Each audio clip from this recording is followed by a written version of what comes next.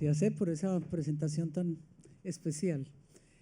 Em, Gracias a esta casa que yo creo que adoramos de siempre, de la memoria, de la historia, patria, de ese Puerto Colombia del cual oímos tanto ayer, de esas próceres que han pasado por esta casa, de Heriberto Fiorillo, que queremos muchísimo, eh, y de nuestra nueva directora, que yo creo que eh, va a hacer una tarea excepcional, no tengo la menor duda que va a hacer una tarea fantástica por la cueva, ¿cierto, Leo? Y bueno, cuando me llamaron, cuando me llamaste y me dijiste, sentémonos a conversar con Leo, yo dije, bueno, con Leonora Espinosa, la diplomacia y la cocina, la diplomacia y la creación, dijéramos, de lo que es un plato, un espacio, un escenario.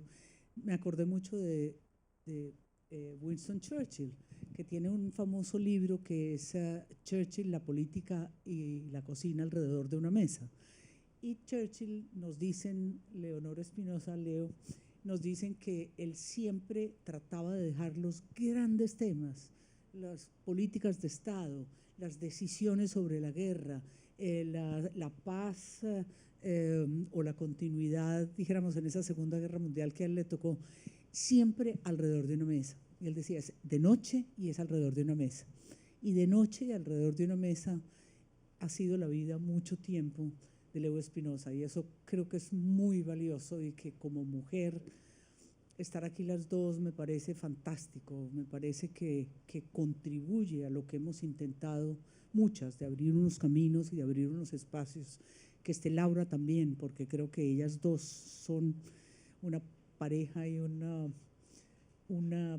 una creación colectiva, ¿no? Creo que ustedes dos son un poquito de todas nosotras y de todos nosotros. Así que gracias, y quería empezar como por el principio. Me acuerdo cuando estuvimos la semana pasada en el restaurante Leo en Bogotá, con una mujer pues que ha recibido todos los reconocimientos, y este tal vez es el homenaje más lindo, todos los reconocimientos que se le hacen a un chef, y más a una chef, que no es que sean muchas, ahora nos contará. Tal vez lo que más me impresionaba era como esa solidez que tiene, ese arte que se ve en cada… Es un artista, es un artista, es un economista, yo sé, pero quería empezar como por ahí, por donde usted me mencionó mucho la sabana, cómo quiere esta tierra, cómo quiere de aquí para abajo, qué raíces tiene ahí que la hicieron llegar a esto, cómo empezó todo. Buenos días, para mí es un gran placer estar en tu compañía, y que seas tú quien dirija esta entrevista y este homenaje. Eh, Antes de comenzar con la pregunta, efectivamente, Churchill era muy inteligente, ¿no? Al convocar con los espíritus de la alegría en la noche, esos que convocan en una mesa donde seguramente se daba más la posibilidad al diálogo que a la discusión. Mi familia de esa manera, por el lado paterno, soy de los Espinosa que llegaron con el descubrimiento de América, que se asentaron en Cartagena y que posteriormente, como muchas familias, se abrieron camino hacia la sabana, al interior de la sabana de Sucre, Córdoba y Bolívar. Recordemos que eso era un solo territorio. Y llegaron, se asentaron en Carmen de Bolívar como tabacaleros, que luego, posteriormente, en la Segunda Guerra Mundial, cuando a Colombia se le cierran todas las negociaciones con Alemania, entonces la tabacalera empieza a disminuir. Y luego a toda esa sabana de ovejas, cincelejo, Sucre, ahí se asentaron algunos Espinosas, pero que eran de los mismos Espinosas de Cartagena. Y por el otro lado, del lado materno, se dice que hay una mezcla entre indígenas, y mi abuelo era pelirrojo, medía 2 metros, mandaba a hacer las abarcas, le tocaba mandar a hacer hasta los ponchos, porque era una mezcla muy extraña de cómo se vestía el hombre sabanero, o cómo se viste el hombre sabanero clásico que usa carriel, abarcas y poncho. Eso se dice por la gran relación comercial que existía con Antioquia, ¿no? Y se decía que provenimos del pueblo Tirol, de allí pues esta contextura que todavía sigue marcando muy fuerte. Tengo esa mezcla de crianza entre la sabana, porque uno es de donde es la mamá, definitivamente, y esa mezcla cartagenera que la llevo muy presente, pero la Cartagena popular, la Cartagena de Picós, la Cartagena de las mesas de fritanga en las afueras de los teatros, porque desde los 12 años rompí esos esquemas tradicionales de estudiar en el colegio donde estudiaba la gente, como Bien. dicen ahora, bien. Y romper, porque entré a la Escuela de Bellas Artes a los 12 años, que es una escuela pública donde no había segmentación, ni existía racismo ni clasismo. Y ese paso inicial, la Escuela de Bellas Artes, ¿hacia dónde iba? ¿Qué querías? ¿Era ser una artista plástica o era el diseño o ya ahí de ese olor de esas fritangas populares ya sentías algo que te atraía de la cocina, ¿no? Porque finalmente, como nos contaban en la presentación, es de eso, es tu escenario. Bueno, yo recuerdo haber comenzado mi libro, Lo que cuenta el caldero, con 2 frases. Una, nací curiosa, y otra, nací de culo. Entonces Literal. sí, literalmente. Y era la segunda hija, y soy la segunda de 6, diferente. Me empecé a manifestar desde pequeña a través del arte, pues de la forma más clásica, la pintura. Me ganaba el respeto en el colegio y los cuadros de honor porque siempre expresaba las tareas en unos formatos de dibujos, y eso me llevó a que me ganara una beca para estudiar en la Escuela de Bellas Artes. Por supuesto, los papás, cuando tienen un hijo diferente, rebelde, curioso, ¿sabes? Que hace lo que se le da la gana y va a una escuela de estas públicas, de alguna manera había una prevención. Pero yo soñaba y yo soñaba, yo me veía como una artista reconocida. O sea, yo siempre he sido soñadora, ¿no? A veces me confundo y no sé cuál es la realidad, si realmente fue un sueño o me lo viví. Entre otras cosas, Laura me dice, mamá, ¿estás segura que eso no fue un sueño? Buenísimo. ¿Sabes? Y de hecho, creo que desde muy pequeña entendí que había venido, que el cielo, que el universo me había mandado con un don muy grande, que todos tenemos, pero unos más que otros, como todos los dones, es el don de la creatividad.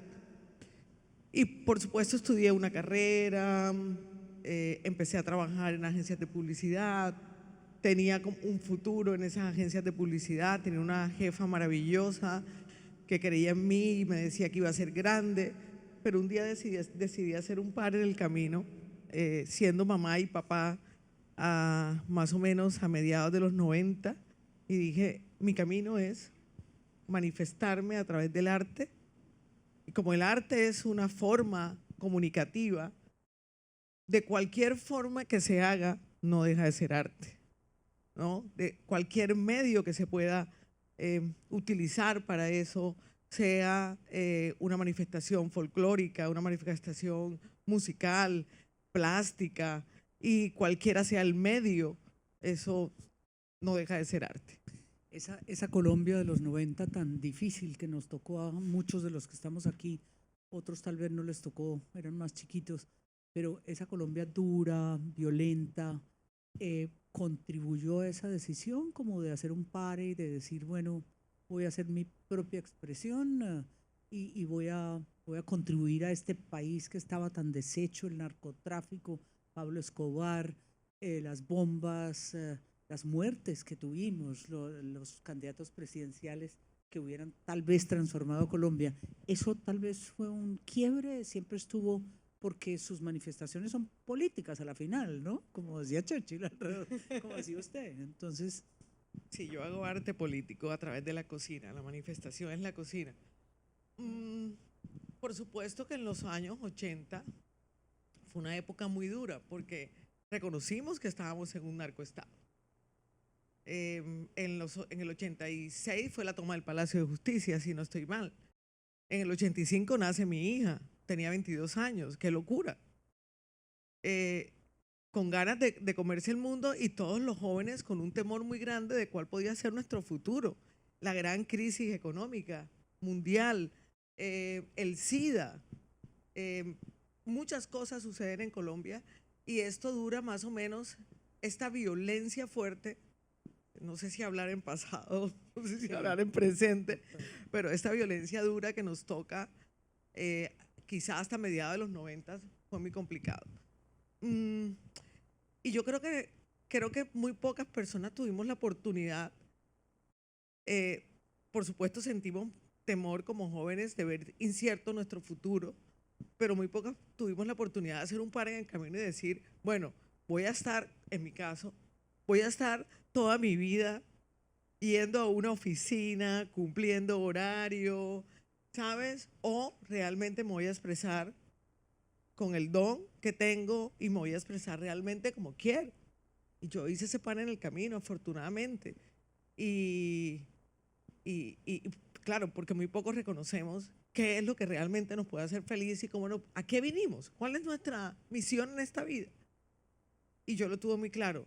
Por supuesto que ayuda esa coyuntura política, social que había en Colombia y que todavía debería ser una reflexión para todos los jóvenes, que porque seguimos viviendo en un narcoestado, porque seguimos viviendo una violencia que cada vez pareciera que se alejara más del sueño de la paz. Entonces, reflexionar sobre qué queremos, a qué vine. O sea, tengo que ser feliz en este paso por la tierra, corto, no sabemos cuánto dura. Y es una reflexión que siempre va a estar, por ejemplo, en mi pensamiento y en mi forma de moverme y de actuar. y es que yo creo que a las mujeres tal vez nos pasa más, ¿no? Yo recuerdo chiquita que cuando yo nací era la sexta y entonces mi papá dijo, otra mujer, le dijo al médico cuando salía, entonces como mirando como quien dice, qué horror. Bueno, en fin, nos queremos mucho, pero él me hizo caer en cuenta siempre de la palabra miedo, que a veces nosotros siempre miramos como para atrás, a uno le dicen hay una cosa positiva y uno dice, ¿será que me la están diciendo a mí o al señor que hay atrás mío? Ese miedo de los 22, teniendo a Laura, eh, cambiando totalmente, diciendo voy a ser valiente en ese entorno colombiano, ¿la llevó a pensar ya en el arte de la culinaria o ese cambio fue más personal y más del alma y más de una mujer que dice no, voy a hacer lo mío sin miedo? O ya tenía como esa espinita por aquí. Bueno, a los 22 años era muy difícil pensar qué quería. Primero me tocaba asumir que era mamá. 22 años, un momento histórico complejo, y pues si 22 años era una niña todavía. Em, fue, digamos, 10 años después en que pensé que, que realmente yo no quería ser una ejecutiva de una empresa, yo no quería pertenecer al mundo corporativo, sino que necesitaba manifestarme. Y creo que había una inquietud muy grande en mí, el haber tomado la decisión de ser artista o de pretender o de querer ser artista a los 35 años, es allí, entre otras cosas, cuando comienza el proceso de maduración. Antes no, claro, cuando decido que me quiero manifestar a través del arte. La cocina llega por arte de magia.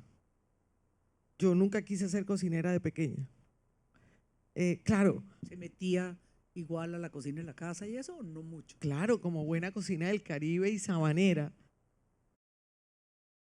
donde la vida gira alrededor de un fogón, literalmente, un fogón de leña. La casa de mi abuela nunca la vi cocinar, pero la vi comandar un equipo de 10 cocineras.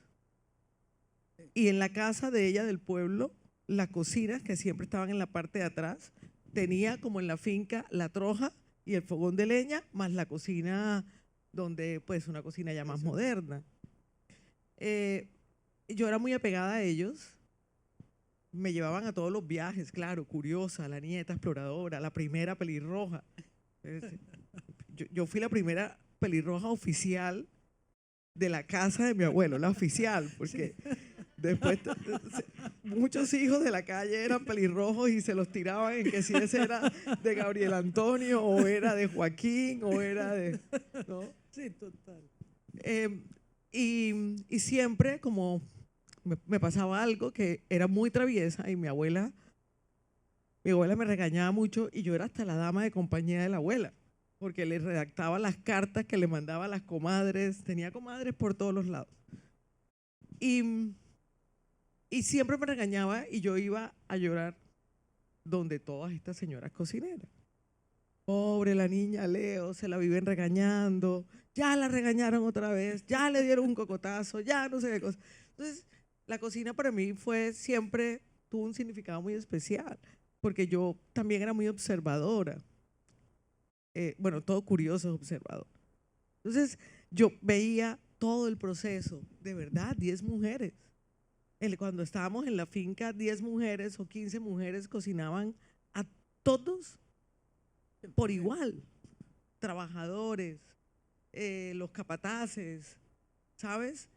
Y veía cómo se envolvía, cómo se prendía el fuego, cómo se envolvían los pasteles, cómo se cortaba la carne para el sancocho, cómo se preparaban los guisos y cómo se servían las mesas forradas de hojas de plátano. Entonces, cómo se hacía el queso, cómo se hacía el suero costeño, cómo se ordeñaba, cómo se labraba. Entonces, claro, cuando tuve esa revelación de la cocina, creo que entendí que no me cupo la menor duda que era la forma en que podía manifestarme. Y cuando regreso nuevamente a Cartagena, a final de los años 90, por accidente, por cosas de la vida, porque tomar decisiones y cambiar de oficio o cambiar de profesión de la noche a la mañana no es fácil, y yo caí en un hoyo negro que vivía aquí en Barranquilla, y que me voy a Cartagena a retomar la Escuela de Bellas Artes porque me encuentro en la calle con alguien que trabajaba en la escuela desde que yo era pequeña. Y me dijo, usted tiene que estudiar. Y yo no tenía un peso. Y entré becada a la Escuela de Bellas Artes nuevamente. Estudiaba, trabajaba en un restaurante y ahí empecé a conocer un poco más allá de ese arte clásico que había vivido desde pequeña, claro, a entender que había unas manifestaciones contemporáneas. Y dije, por aquí es, arte contemporáneo a través de la cocina. Uh-huh.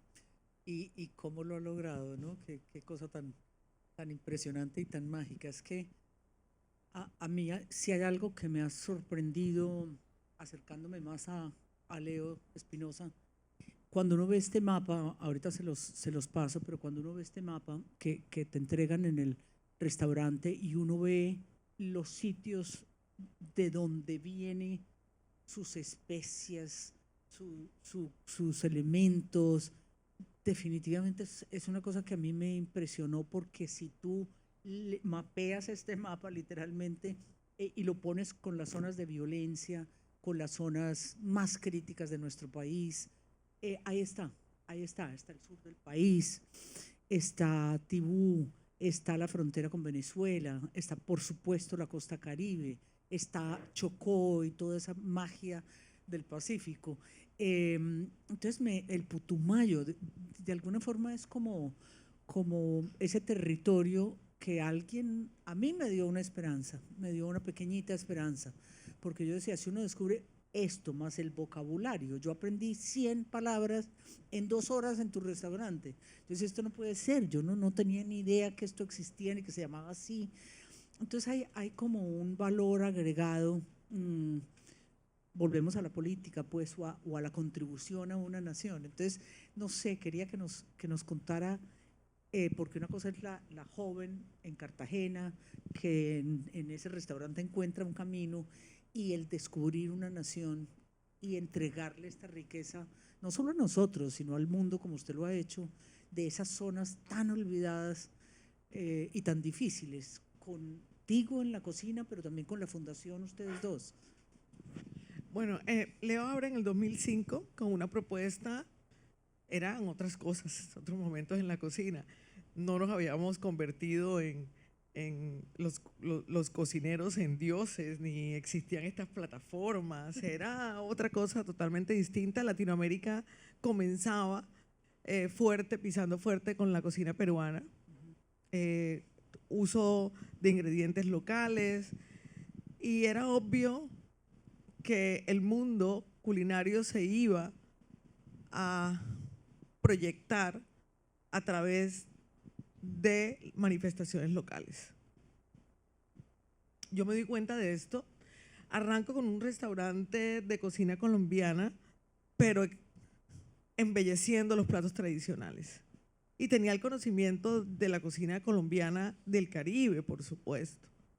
La cocina cartagenera, la cocina de Sucre y algunas, pues, todo está conectado en el Caribe, casi que podríamos tener los mismos ingredientes, que podríamos tener los mismos sabores, que cambian son la vida del hombre en los ecosistemas. No es lo mismo el guayú, que vive en zonas de desierto, al caribeño que vive en La Mojana, Sucre. Pero hay un hilo conductor, por supuesto. Y en el 2007, claro, decía, tengo que enriquecer el menú de Leo y tengo que empezar a viajar por Colombia. Pero el primer viaje que hicimos fue al norte de Chocó, en una población que se había llevado el río y que en vez de ubicar a la comunidad en las zonas más prósperas, los ubicaron en zonas, en terrenos que no se podía cultivar. Las poblaciones afro generalmente en el Pacífico están ubicadas entre el río y el mar, ¿no? Y ese pueblo se lo llevó todo. Entonces los ubicaron cerca, tuvieron que talar 1 kilómetro de manglar y hubo unos que se rebelaron y se ubicaron en la orilla del río, que hoy con el transcurrir del tiempo se demostró que estos son más prósperos que los otros. El San Juan, por allá. Eso se llama Cupica Chocó. Ah, Cupica. Sí, se lo llevó el río, devastó toda la población. Hoy tienen demandado al Estado porque los ubicaron en unos terrenos, bueno, por temas de corrupción. Y a mí me dolió muchísimo esta llegada ahí. Me dolió muchísimo ver tanta riqueza cultural. Primero me ofrecieron no un pescado envuelto en hoja de plátano, sino me ofrecieron un pescado envuelto en papel de aluminio. Y yo decía, esto no puede ser que me estén poniendo un papillo de acá, ¿no? Claro, querían ofrendarme. Y la mejor manera de ofrendarme era darme platos de otros litorales. Si se hace en las altas esferas, imagínense cómo no se hace en otras esferas. Y dije, hay que crear una fundación. O sea, el propósito del ser humano también tiene que ser de doble vía, ¿no? Y si yo voy a empezar a viajar por estos territorios, hay que hacer algo por ellos. Y creamos una fundación cuyo lema al principio era por la reivindicación de las tradiciones culinarias. Claro, fue lo que yo vi. Fue el objetivo más claro que tuve era trabajar por reivindicar las cocinas tradicionales, las cocinas locales, las cocinas populares. pero luego Laura llega de la India, hace una maestría en estudios interdisciplinarios del desarrollo y me dice, el componente es gastronomía para el desarrollo. Y por supuesto empezamos a viajar por gran parte del territorio colombiano desarrollando proyectos y para llegar a estos territorios era muy importante, no solo, claro, proyectos encaminados a mitigar pobreza, proyectos encaminados al turismo, a promover la promoción del turismo, con patrimonio cultural, con patrimonio geográfico, patrimonio biológico, y había que estudiar el territorio de dos maneras. La primera era la memoria histórica culinaria, que comían, que comen, cuáles son tus tradiciones. Pero nos dimos cuenta también que en esos territorios había una riqueza biológica maravillosa y que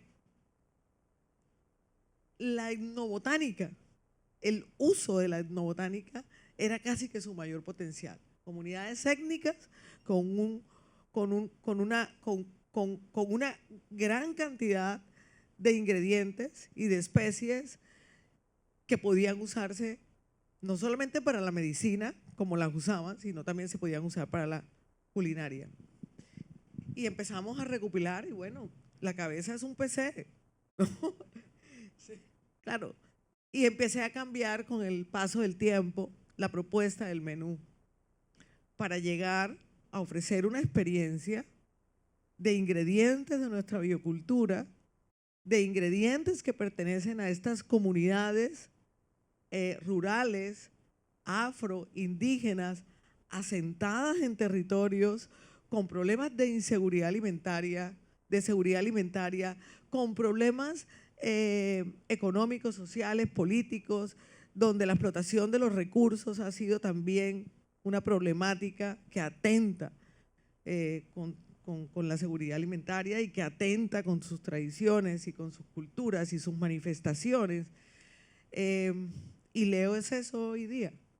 Leo es un menú que visibiliza estos territorios de conflicto, que realzan la identidad de nuestros pueblos étnicos como una fuente de bienestar social, como una fuente de desarrollo a la que Colombia debe comenzar a fortalecer. Claro, y es que tal vez nos da un poquito como de miedo, ¿no, Leo? Cuando yo entré bueno, había estado en el más tradicional, en el centro, pues al lado del Museo Nacional, pero ahora como explorar el paladar, a mí me daba como susto cada plato, porque era primero estéticamente obras de arte, literal. Todo, uno decía, no puedo tocar esto, yo lo tengo que dejar ahí, yo no me lo voy a poder comer, porque es tan precioso, que yo veo cada florecita, cada detallito, cada especie que a uno le echan, es una cosa muy especial, y que eso venga de estos territorios me fascina, y creo que usted se ha enamorado también de otro pedacito de costa pacífica, que es pues precisamente el Chocó, porque en Colombia tenemos como esa noción, o por lo menos en el interior, yo soy paisa, uno vamos para la costa y a uno no le dicen ni qué costa, que es la costa Caribe o va para el Pacífico, la costa es como este territorio, ¿no? Han aprendido estas comunidades, ha podido como desarrollar estos pequeños proyectos de la fundación, de que su nutrición allá o lo que le gusta al turista o al que va contenga esos elementos suyos. Yo creo que hemos sembrado una semilla muy importante en todos los territorios donde hemos desarrollado proyectos, porque hemos creado una conciencia frente a lo local. O sea, nosotros desarrollamos proyectos no sin antes, primero, generar esa importancia que tiene el patrimonio culinario tradicional, como una fuente de bienestar, como decía. Por lo menos hemos sembrado esa semilla, por lo menos donde volvemos siempre vemos que la visión de la mujer, que es la que lidera todos estos procesos gastronómicos, porque es la que sostiene el hogar y la que vela por el hogar, sobre todo en comunidades afro, ¿no? Hemos logrado eso y es de gran satisfacción y seguimos trabajando por eso.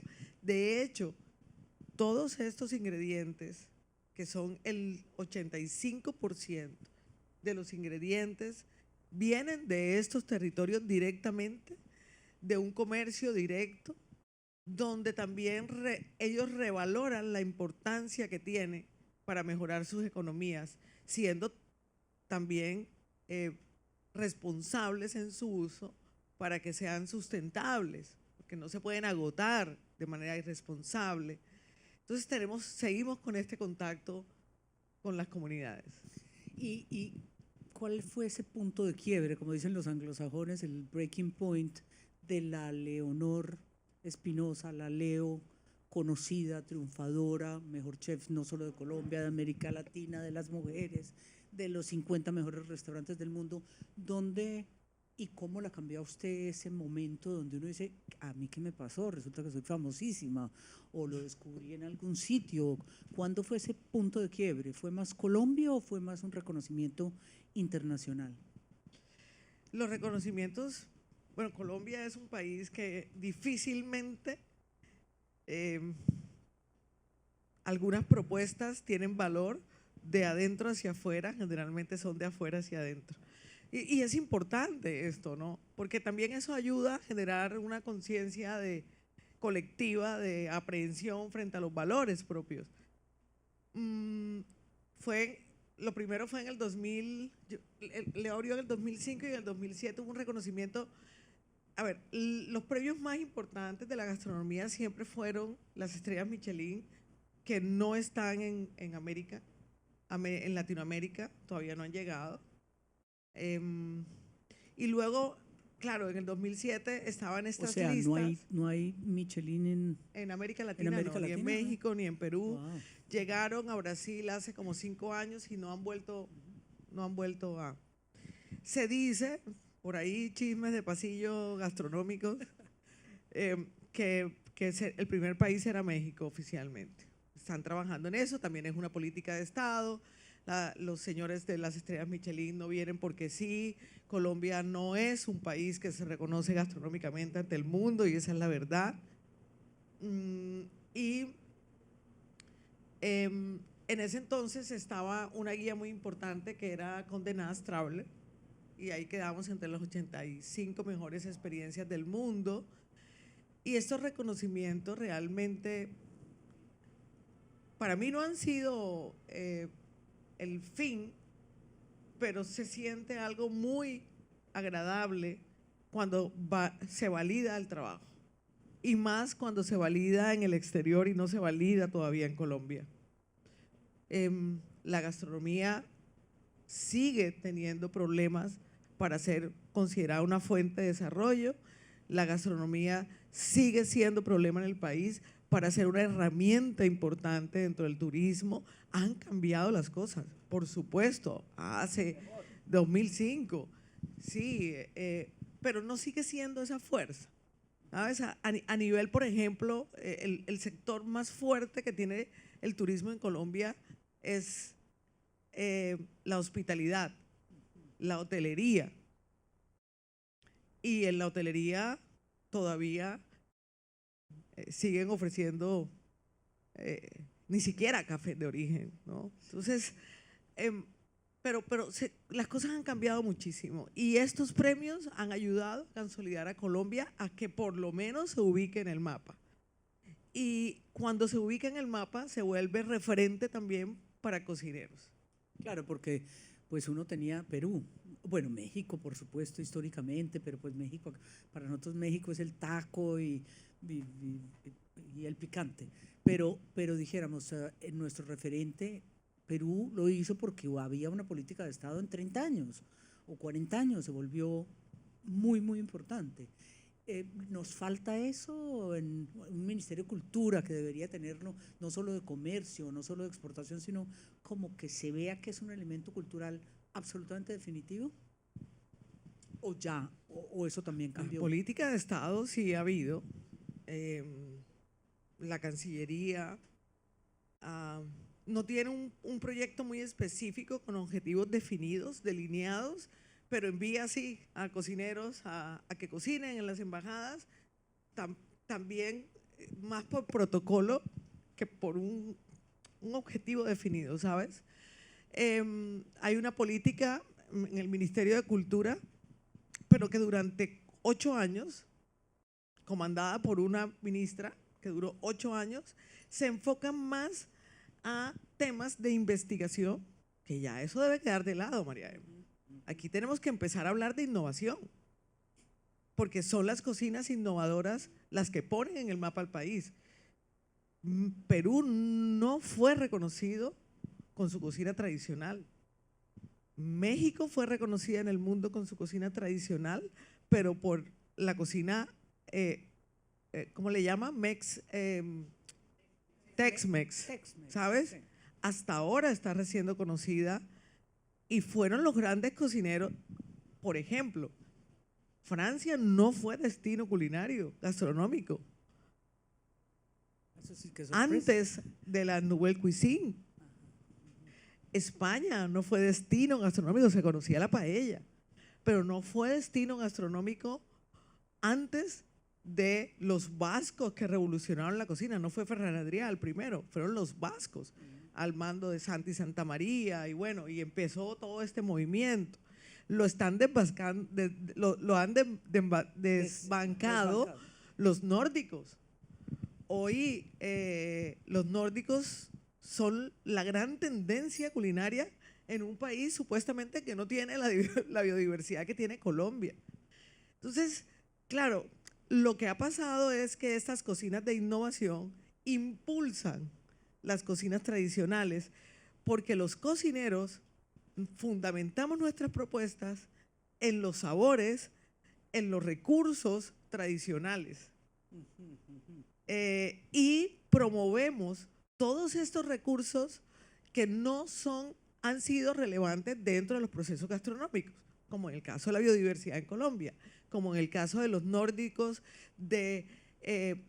Estuve cenando en Noma, comiendo en Noma hace 2 semanas, y era el menú de mar, y entonces esa fuerza a las algas, a los peces, a todos esos productos de mar que no tenían relevancia, y así sucesivamente. Entonces, creo que la política en Colombia ha sido más hacia las cocinas tradicionales, olvidándose de la innovación, porque la innovación es una herramienta muy importante a la hora del desarrollo, claro, de mejorar las condiciones de vida a través de procesos gastronómicos. Sí, porque eso que usted dice, las embajadas, sí, entonces uno tiene el presupuesto como ministro de Exteriores, como embajador, entonces viene un chef, pero no se involucra, no, como que sí, la comida es de un restaurante colombiano, pero no hay como esa venta, dijéramos, esa innovación y esa propuesta que no es investigativa, ya no debería ser. Todo ya lo sabemos, ahora lo que hay es que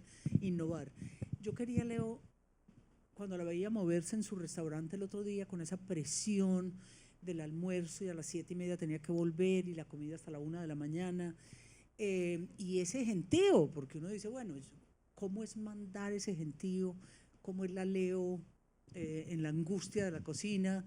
O uno no se angustia como chef con esa responsabilidad. Que la Leo es ofuscada, le cuesta, dijéramos, comandar esta cosa tan miedosa que es una estufa. Bueno, yo te voy a contar una cosa y voy a hacer una confesión. A mí me abruman los equipos de cocina, la tecnología. No tengo horno microondas en mi casa porque no lo sé prender, y tengo un hornito de esos de grill que nunca lo he podido prender. A mí la tecnología me abruma. A mí que me gusta de todo el proceso creativo es la investigación. Por supuesto hago parte de la experimentación. Soy la que, claro, cuando tengo todas las ideas y el conocimiento de todas estas especies biológicas, entonces digo, bueno, esto lo podemos hacer así, pero todo el proceso que tiene que ver con tecnología, mi equipo es maravilloso. Son jóvenes que se mueven dentro de todo este tema y trabajamos conjuntamente. La cocina tiene una persona que es la que se encarga de la operatividad, de que todo funcione, y hay subjefes. Entonces eso es un engranaje que no genera angustia, es un engranaje. O sea, uno delega. Claro, sabes por delegar. delegar. Sí. Mira, yo no sé si se han dado cuenta que las chaquetas, que yo detesto esas chaquetas de chef, cruzadas que parecen militares, las dejé de usar hace muchos años en mi vida. La cocina es como si fuera, haga Militares, cuenta, rangos. ¿sabes? Ahí está el comandante, el general, hasta el soldado raso, que es el que lava los platos. Así funciona la cocina, y era una forma de funcionar donde se hacía esa fuerza de carácter. Hoy en día las cocinas son distintas. Hoy día como uno, por ejemplo, Leo tiene un menú de degustación en el cual sabemos de antemano, las reservas son por la página web, sabemos de antemano si una persona tiene alergia, qué puede comer, si es vegetariano, si es vegetariano.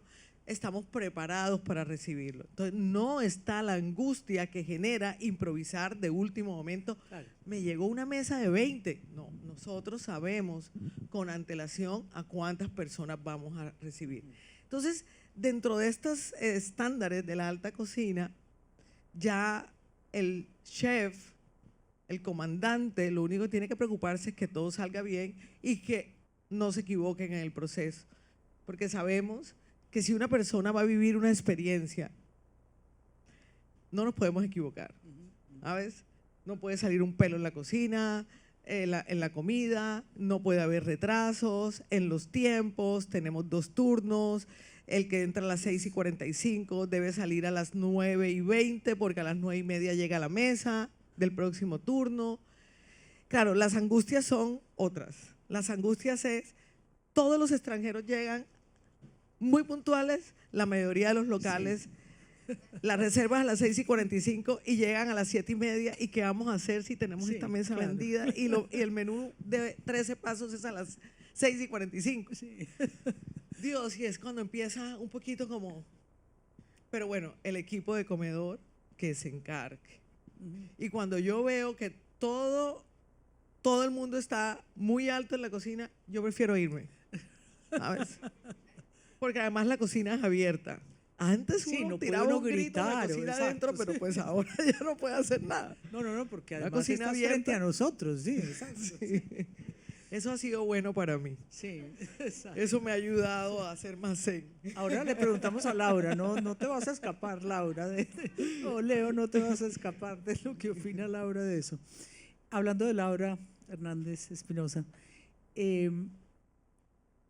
¿por cómo se junta esa mamá y esa hija que estudió desarrollo, que venía de la India y que de pronto contribuye con esa parte, pero también con su sommelier, con todo lo que tiene que ver con el… No digo con el vino, porque estamos acostumbrados que uno va a un restaurante y le ofrece un vino blanco, un vino tinto, y le dicen tal.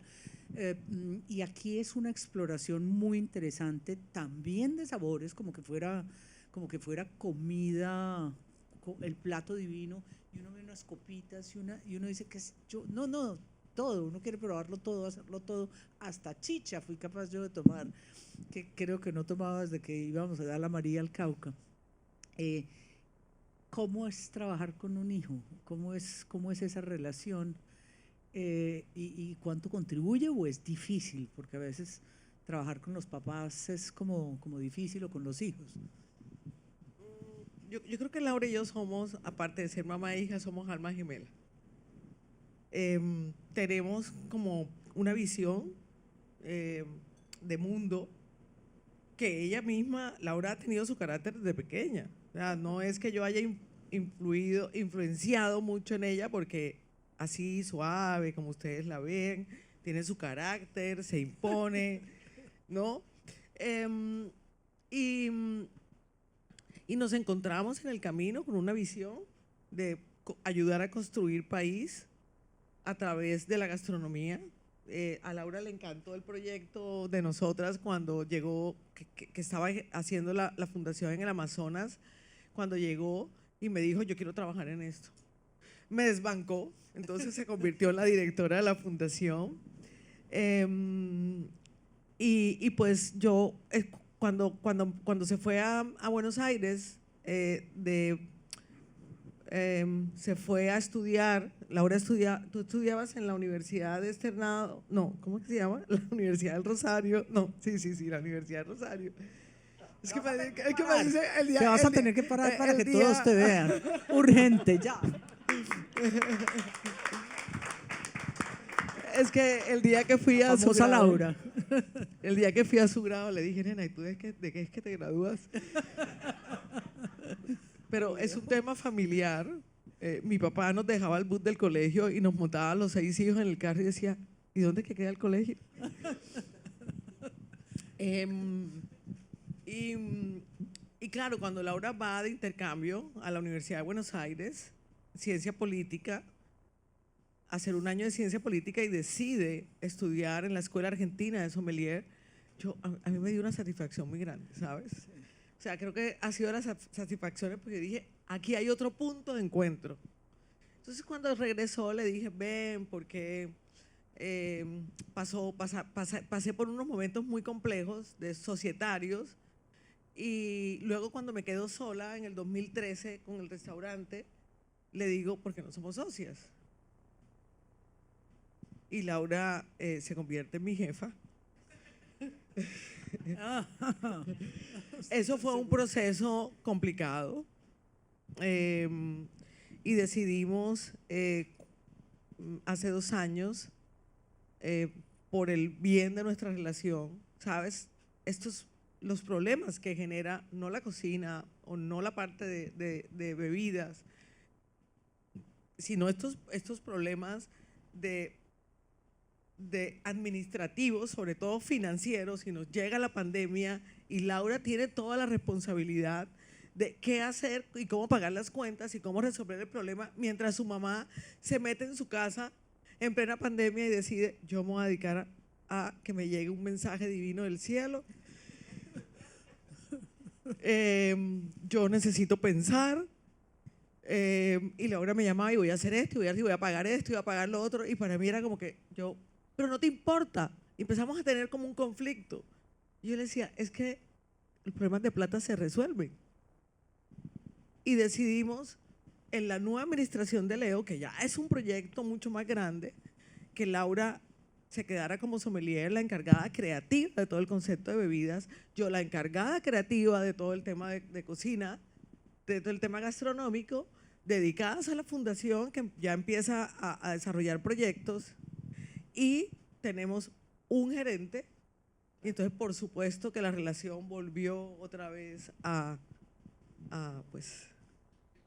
relajarse. Sí. No, yo creo, antes de que podamos preguntarle a otras personas o comentar o que participen también ustedes, veo mucha gente joven, veo inclusive algunos de los chicos que nos atienden ayer tan bonito y hoy, curiosos con este homenaje, curiosos porque, lo decías, ha sido una época muy difícil, y creo que un poquito del alma nos cambió a todos. ¿Es optimista de la gente joven, de esa niña de 22 que dijo, no, aquí yo voy a salir adelante? ¿Cree que eso está pasando hoy o ve en Colombia que la tienen más difícil, que esos jóvenes? Porque yo padezco del síndrome de Peter Pan. Y tengo sobrinos, 5 sobrinos más o menos en la edad de 19, 23 años, con una visión distinta, despojados de ciertas tabúes y de ciertas cosas. Uno habla con una chica de 21 años y no tiene en la mente del machismo y el machismo, sino yo soy una persona con capacidades, estas barreras para mí no existen. Yo pienso que toda esta toda esta gente, generación de los 20 y los 30 años, son una generación que se apropia de cosas y que seguramente le va a hacer bien al país y que está ilusionada. Me preocupan un poquito más o menos de los 20 para abajo, que parecieran enajenados de todo, de que ven la vida fácil, que no entienden la problemática. Lo que sí siento en términos generales en los jóvenes es que no hay una aprehensión frente al problema de medio ambiente del mundo, que no se manifiestan, que se manifiestan desde la violencia, además, pero hay que tener fe en la gente joven, ¿no? El problema es que la gente joven en Colombia, su forma de manifestar no es la más correcta, y eso lo hemos visto en las manifestaciones pasadas, porque de alguna manera también, si hay problemas de acceso a la educación, hay problemas de acceso a la salud, pero hay oportunidades para quien se lo proponga también. O sea, que nos va a tocar creer en esa generación y de pronto, si la educación les diera un poquitico más, porque usted que ha recorrido el territorio sabe que sin educación, yo recuerdo otra barranquillera, Shakira, con quien Antonio Celia y yo trabajamos muy de cerca, nos ha ayudado muchísimo, y con ella tiene un dicho, algo que yo creo que lo describe muy bien: un niño en América Latina nace pobre y muere pobre si no tiene educación, y es un destino irrefutable. Así que de pronto, como esa educación, esa gente joven que trabaja con usted, que toda es muy joven, le tiene fe y cree que por ahí va a ser el camino, y los chiquitos como que uno los fuera encauzando a una educación bien temprana, ¿no? Mira, eso depende del territorio. Cuando uno va al Pacífico, muchos jóvenes los sacan de estos litorales corredores de droga, pero muchos se quedan ante la única posibilidad que tiene de que caiga un cargamento. Y esto se ha convertido en casi que de las pocas luces que tienen las comunidades para pavimentar la única calle del pueblo, para reconstruir la iglesia, para construir un puesto de salud, para tener en la casa un televisor, un equipo de sonido, ¿sabes? El sueño del equipo de sonido. Y esto pasa mucho en el Caribe, sobre todo en las zonas, bueno, en el Pacífico, casi todas las zonas son corredores de salida son corredores de narcotráfico. Sigue habiendo mucha pobreza en las comunidades étnicas, la Amazonía, ¿sabes? La destrucción de la Amazonía, que es inminente, el último bosque seco tropical, el último bosque tropical que tiene el mundo, el último pulmón que tiene el mundo, la devastación es grave. Entonces, la gente que quiere volver a sembrar, los jóvenes que se quieren dedicar a la tierra, que se hace necesario, que estudian y que tienen la posibilidad de estudiar, hoy tienen los sueños truncados, porque el recurso, que el generador de economías se está acabando. Y así pasa en muchas partes, en el Magdalena Medio. Pero yo siempre he pensado que, bien o mal, pues te decía, o sea, hay gente que se tira al desastre y a echar la culpa al Estado, a papá Estado, a echar la culpa a que no hay posibilidades, pero siempre dentro de todo creo que estas posibilidades están para quien quiere. Qué bueno, qué bueno. Una nota muy alentadora para abrir esta conversación, y no sé, nuestra directora no la veo acá, pero no sé, empezamos, ¿qué quieren? ¿Quién quiere preguntar algo, contribuir a este diálogo? Aquí hay un micrófono, no sé si hay otro, o si hay otro micrófono, o lo hacemos con este. ¿Por dónde arrancamos? O a capela, como dijeron ayer. Ajá, exacto. ¿Veo a alguien al fondo, tal vez? No. Por favor. Aquí el mío está perfecto. Ay, gracias. Gracias. Leo, encantadísima de estar escuchando este diálogo casi íntimo con una persona que abandera este maravilloso mundo de la cocina, pero sobre todo muy vinculado a lo nuestro. Yo quisiera que nos contaras de pronto un poco más sobre la experiencia que has tenido tú con los grupos indígenas del Amazonas, por ejemplo. Porque tú hablas de la innovación, pero obviamente has llegado a esa innovación después de una exploración muy grande y muy consciente de esas riquezas y esos saberes que tienen todos estos grupos indígenas y que de alguna manera tienen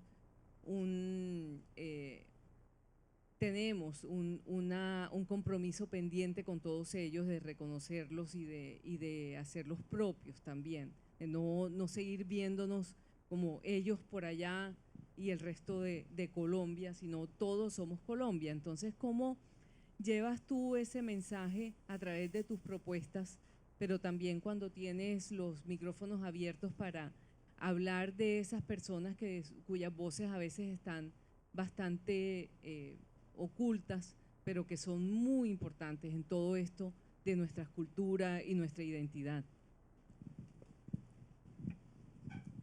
Bueno, si María Emma me permite el mapa, a ver, o sea, creo que la mayor concentración de ingredientes que tenemos en este menú de Ciclo Bioma, como le llamamos, 2022, es del Amazonas, ¿sí? Nosotros visibilizamos tenemos un objetivo muy grande en el restaurante. Mi propuesta culinaria, que es artística, que es cocina política, pretende visibilizar territorios de conflicto, territorios con pobreza monetaria, como lo acababa de decir. Y es muy lindo realmente acercarlos y contar historias, creando una nueva narrativa de la cocina colombiana.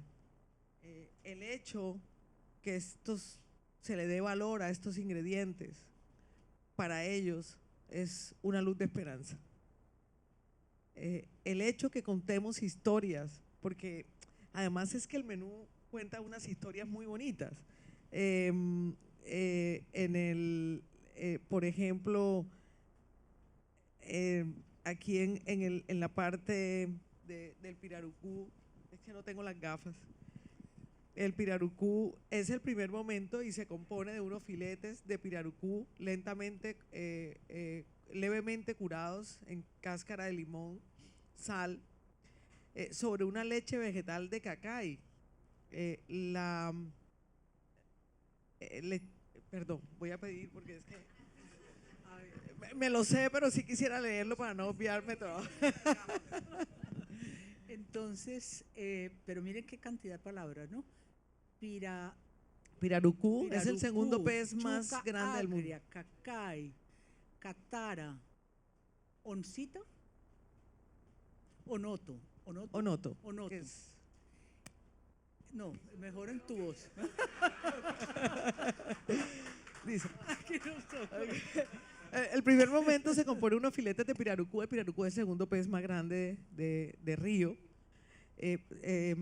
con catara y leche vegetal de cacay.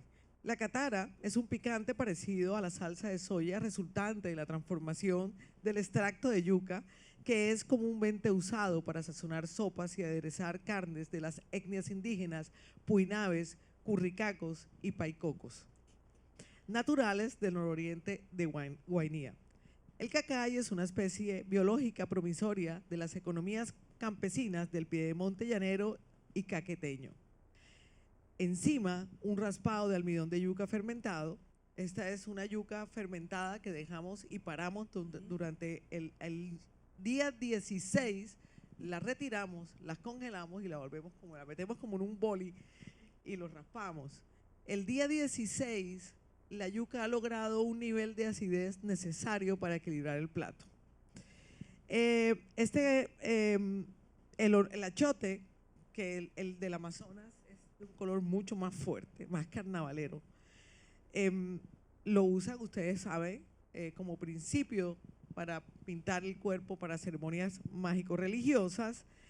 Y el cacay, que se está sembrando en el piedemonte llanero y en el piedemonte del Putumayo, lo están usando, es un ingrediente usado por los indígenas para la medicina, porque es curativo, lo toman cuando tienen peladuras en el estómago, para la acidez, y resulta que encontraron que el aceite que ellos extraen de manera natural tiene muchas más potenciales para la estética, para la belleza. Entonces, una cosita en el mercado de aceite cuesta más o menos $100.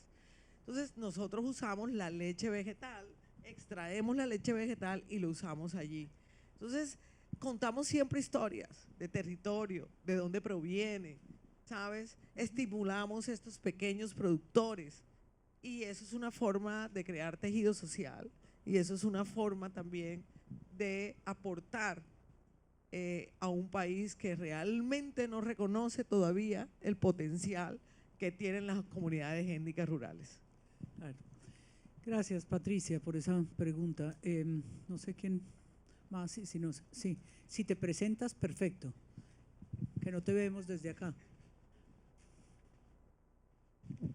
Gracias. Bueno, buenos días, gracias. Mi nombre es Óscar Arellano, director de la Fundación Iniciativa Social y fundador. También mi esposa es chef, por eso estoy acá. Ayer cuando estábamos en el evento, cuando te vimos pasar, pues fue como que, mírala, ahí va, tómate una foto, corre, corre. Gracias, Leo, por este espacio, de verdad, por compartir todo eso con nosotros. Creo que es muy valioso la forma como construyes país a través de lo que haces. Y la pregunta apunta hacia cómo multiplicarte, cómo extender esto que tú haces hacia las demás personas, hacia otras generaciones, cómo podemos llevar esto a un nivel mucho más allá para el resto de las personas. Bueno, mira, hay dos actores importantes dentro de la construcción y el desarrollo de la cadena productiva. Uno que está en el principio, que es el productor, el agricultor, el artesano, las matronas portadoras de tradición. En la mitad de la cadena productiva está el cocinero y al final de la cadena productiva es el consumidor. Tenemos un consumidor todavía reacio a consumir Colombia en un plato. Tenemos un consumidor que sigue prefiriendo las cocinas de otras culturas, y preguntemos en Barranquilla cuántos restaurantes realmente hay de cocina y de sabores del Caribe. Yo no sé si puedo llegar a 5, ¿no? Bueno, entendiendo la dificultad que tiene un cocinero para crear un proyecto que sea de cocinas o de nuevas narrativas con ingredientes propios, la dificultad de que sea rentable, opta por lo más fácil. Yo sigo haciendo una cocina comercial, me acomodo y además no aseguro un éxito, ¿sabes? Hay otros que nos mantenemos y decimos, claro, yo llevo 15 años, 16 años, pero yo no he cambiado mi filosofía. Yo ratifico aún más mi filosofía. De hecho, cuando llegó la pandemia, estábamos en la construcción del restaurante, nos tocó abortar el problema, el local, buscar otro local y nos quedamos no alcanzamos a entregar el restaurante donde funcionaba Leo. Y yo decía, o sea, toda esta reflexión de verdad, de que el universo me mandara mensajes es, me quedo con la alta cocina, soy economista y entiendo el comportamiento de la marca de lujo en las crisis económicas a través de la historia, me quedo aquí, no cambio, no salgo con la cocina de Leo a una plataforma desconocida para mí, que la gente no iba a entender y que yo iba a fracasar, que era el domicilio. Entonces, la coherencia durante 16 años me ha llevado quizá al éxito. Un factor indiscutible del éxito. Y, y es entendible que los cocineros aún les dé miedo, porque si el consumidor no responde, en Bogotá cada día abren más restaurantes mexicanos e italianos. Y colombianos se sigue estancando y la pandemia nos ha retrocedido. Y bueno, pero es todo un…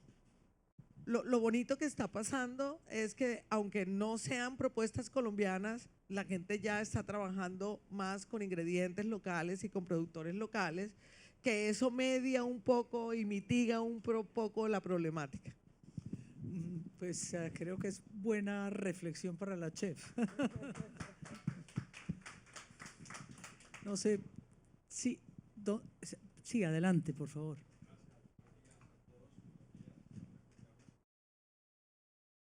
No te oímos, espérate porque no te… ¿Se lo pasas? Ay, mil gracias. Buenos días para todos. Agradecido con la presencia de ustedes y con estas disertaciones nos han enriquecido aún más sobre el valor de la cocina y la incidencia, quien lo creyera, política que tiene la cocina. Muchas gracias de verdad, María Emma, a Leonor. Bueno, voy a hacer una pregunta y pido excusas ante todo por mi ignorancia, pero no me resistí a hacerla. Yo he escuchado hablar, bueno, a Leonor que nos hablaba, de alguna manera existe una jerarquización dentro de ese equipo de trabajo en la cocina. Y eso pues me hizo pensar alguna vez con un amigo que es cocinero, que él me decía que el chef no es lo mismo que el cocinero. Entonces, esa pregunta siempre estuvo ahí. Perdone, soy lego en el tema, soy ignorante y por eso, qué mejor que a esta maestra acá de la cocina que me pueda ilustrar y nos pueda ilustrar a todos si existe esa tal diferencia y en qué consiste. Gracias. Mira, tenemos un problema con esos términos. En Europa se llama cocinero, es el oficio. Acá cocinero es despectivo. Pero la palabra chef, vamos a la RAE y vamos a la definición, traduce jefe de cocina. Pero el jefe de cocina, no todos entonces los cocineros en una cocina son chef, porque no todos son jefes, no todos pueden ser jefes. El jefe es el que le llaman chef. Pero como nos da vergüenza, entonces hay gente que dice, su hijo está estudiando cocina y llegan a mi restaurante, mi hijo es chef. No, su hijo no es chef, su hijo está estudiando para cocinero. Y ese es el título que dan, nadie sale con el título de chef. Entonces deberíamos empezar a dejar esas cosas, porque a mí cuando me presentan chef internacional, yo digo, ¿en serio? O sea, yo soy cocinera y soy artista visual. Y me gusta que me digan que soy cocinera. Pero en mi restaurante me dicen chef. Y me dicen chef porque, bueno, imagínense toda esta cantidad de chicos de 20, 21 años, 23 años que trabajan conmigo, diciéndome, señora Leonor, yo te dije, tengo síndrome de Peter Pan. Ni señora ni doña. Entonces prefiero que me digan chef, tú tal cosa. Entonces para mí, o misia, entonces no. No, misia para los costeños, misia para el que llega de allá de Antioquia y misia para el que llega no sé de dónde, pero bueno. Entonces, hombre, tenemos que empezar. El oficio se dignifica cuando nos reconocemos cocineros. Cuando las escuelas de cocina, cuando la academia, que es un actor muy importante en la cadena productiva también, empiece a bajar y a reconocer que realmente toda la gente que está estudiando ahí, todos estos jóvenes que están estudiando para ser cocineros. Y debemos de quitarnos este estigma de que el cocinero es el guisandero, la señora que tiene el puesto por allá. No, no, no, cocinero es un oficio. Cocinero que está dedicado al oficio de cocinar. Muy bien.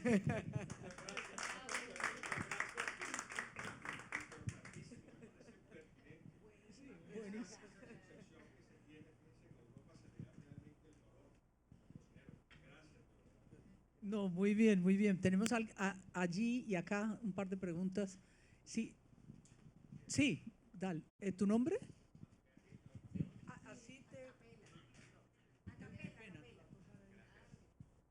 Muchísimas gracias. Primero que todo, de verdad, agradecer a Leo.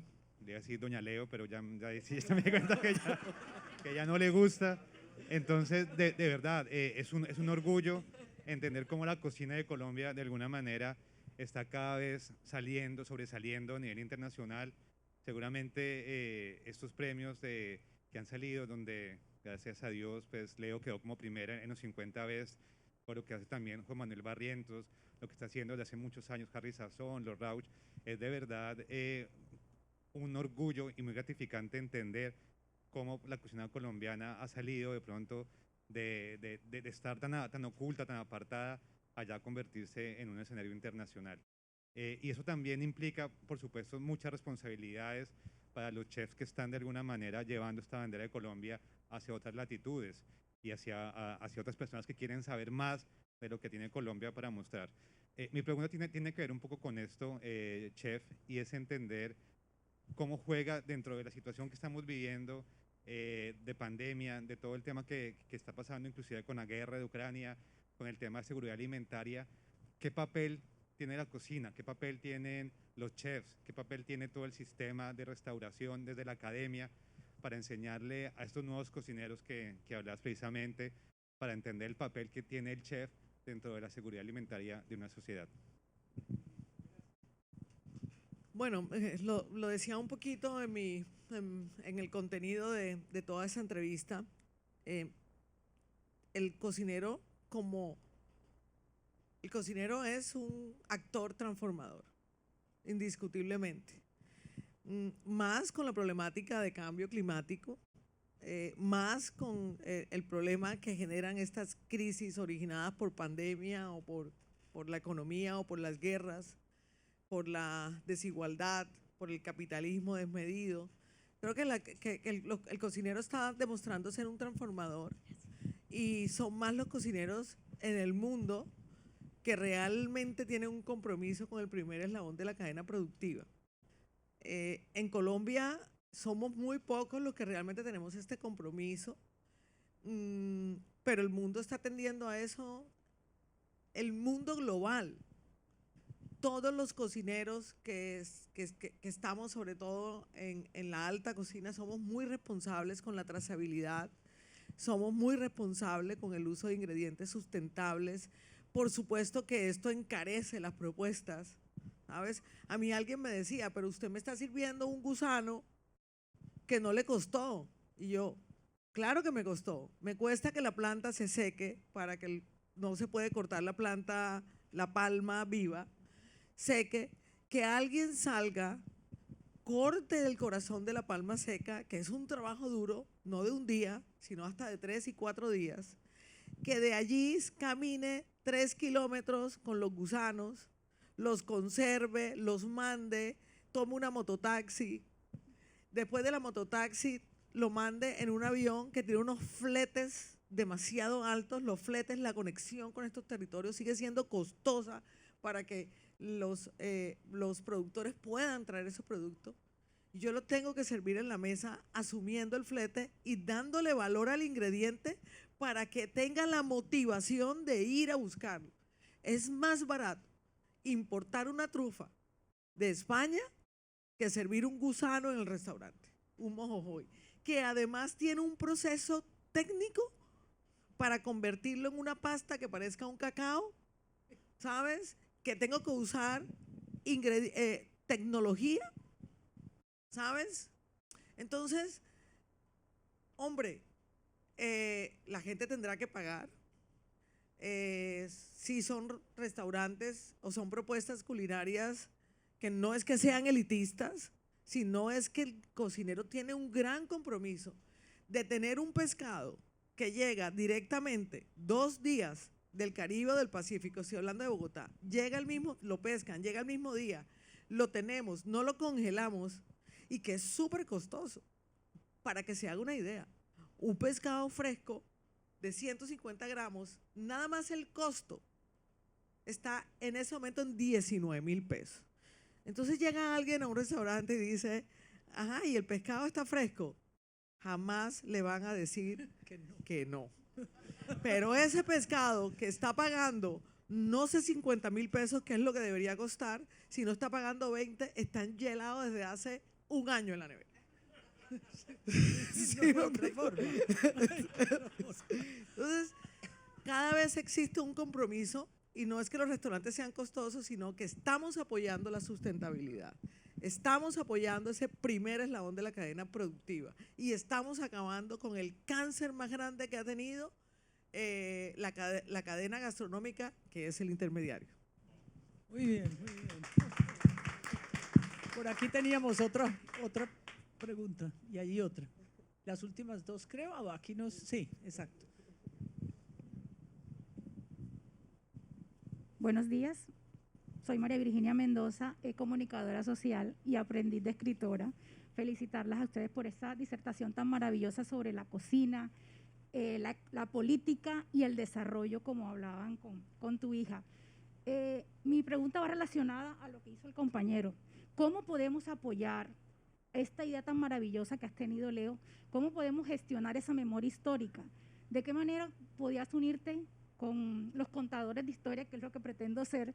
Porque soy hija de una matrona y una cocinera de Barranquilla, y estoy tratando de escribir esas historias, compilar, así como te hiciste en tu libro, cada plato que mi mamá hizo en su momento, qué produjo, qué sentimientos y emociones produjo en esos momentos. Entonces, ¿cómo podemos apoyarte? Porque pienso que así como se desarrolla el turismo en esos lugares que tú estás visitando, también podemos hablar de la parte de esa biología, de esos alimentos que estamos consumiendo y darles ese valor y hacer algo, pues, apoyarte en esa maravillosa gestión que estás realizando. Gracias.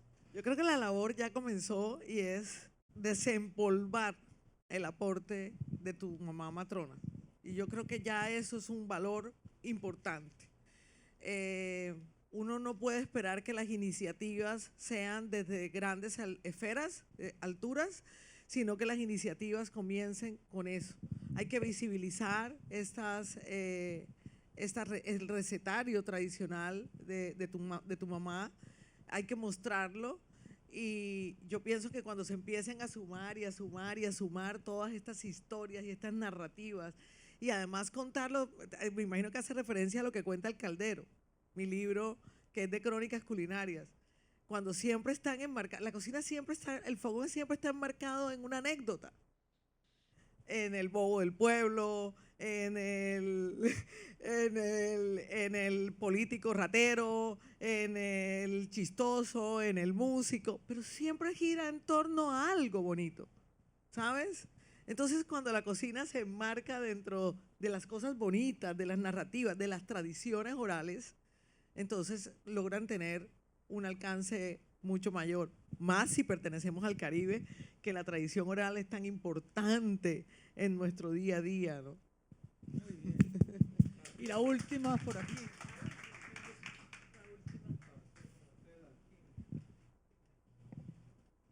Bueno, Deyana Costa Madiedo, conozco a Leo hace bastantes años y todavía la oigo hablar y me sorprende porque lo que oigo es una investigación, o sea, es una investigadora nata, y en temas ahora, como lo decía, hasta de etnobotánica. Entonces, yo quería preguntarte, Leo, ¿cuál es tu percepción de cómo está la academia en este tema? ¿Sí está conectada con esa innovación que debe haber, la ciencia y la tecnología, si está mirando todo ese tema de la cocina con esa perspectiva innovadora? No sé cuán conectada estés con la academia, pero ¿cómo lo percibes? Si hay grupos de investigación que estén interesados en todo eso que tú estás haciendo desde hace muchos años.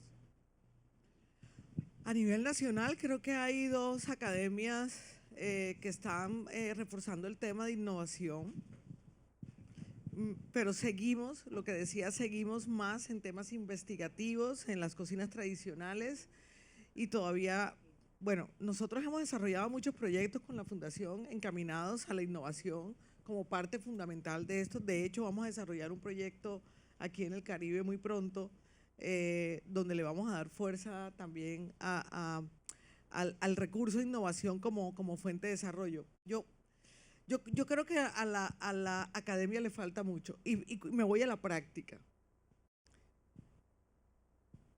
No es posible que Leo, siendo un restaurante que está entre los 50 mejores del mundo, con todos estos reconocimientos, que realmente trabaja, tiene un proceso creativo tan increíble y que trabaja con todos estos elementos que acabamos de enunciar.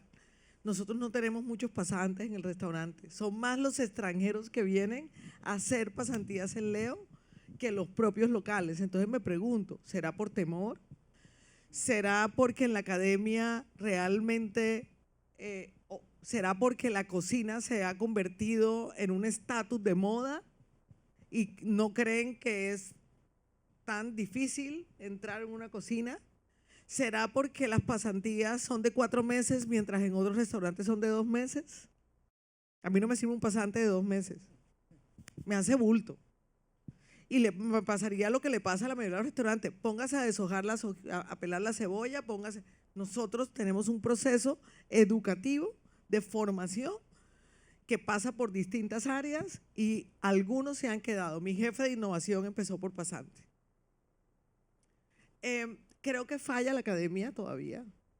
Creo que la academia no tiene una conciencia y unos objetivos de capacitación serios, sino que se aprovecha que la cocina es una tendencia y es una moda y que todos quieren ser chefs reconocidos sin entender que el proceso es un proceso lento de conocimiento de todas las interdisciplinas que componen la cocina. Pues de verdad, este ha sido una charla y un momento en esta cueva que tanto queremos todos, que creo que todos los que pasaron por aquí, hasta ustedes dos, pues Heriberto y ahora nuestra nueva directora, se sentirían muy orgullosos. Y lo que más me gusta es que creo que yo me voy, como todos aquí, con una enorme sonrisa. El optimismo se nos contagió, Leo, o sea que gracias porque nos diste un ratico de eso que necesitamos tanto. Ese sí que es el alimento adicional de tu cocina. Así que gracias enormes y a Laura pues por lo que le toca, ¿no? También. Gracias. Muchísimas gracias. Muchísimas gracias, María Emma, y muchísimas gracias por abrirnos camino. Realmente para nosotras, las mujeres que realmente creemos que no existen esas condiciones de género, que existe más la capacidad y las ganas de lucha. Fuiste para nosotros en esa época una mujer de admirar, fuiste para nosotros y sigue siendo esa mujer, no quiero caer en esa palabra modelo, pero para nosotros, para mí personalmente, que soñaba con ser reconocida, que soñaba con que mis ideales se cumplieran, que mis sueños, fuiste un gran ejemplo y te agradezco muchísimo por abrirnos camino y te agradezco muchísimo por esta gran entrevista y por adentrar en mí y permitirme ser, creo que un poco más original y auténtica de lo que soy.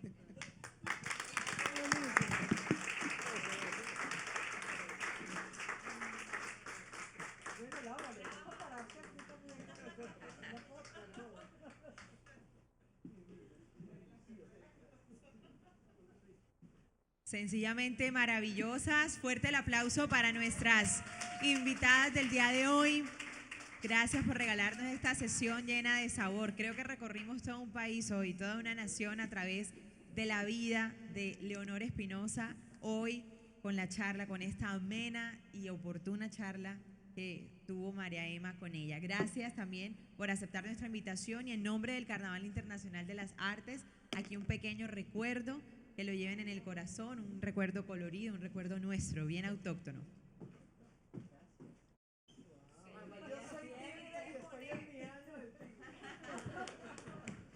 Fuerte el aplauso, por favor. Gracias por esta casita llena y nos vemos ya en contados instantes. Vamos a dar inicio con la siguiente sesión. Organizaremos allí todo rápidamente con la magia que solo tiene el equipo de producción de La Cueva. Y ya vengo para anunciar a los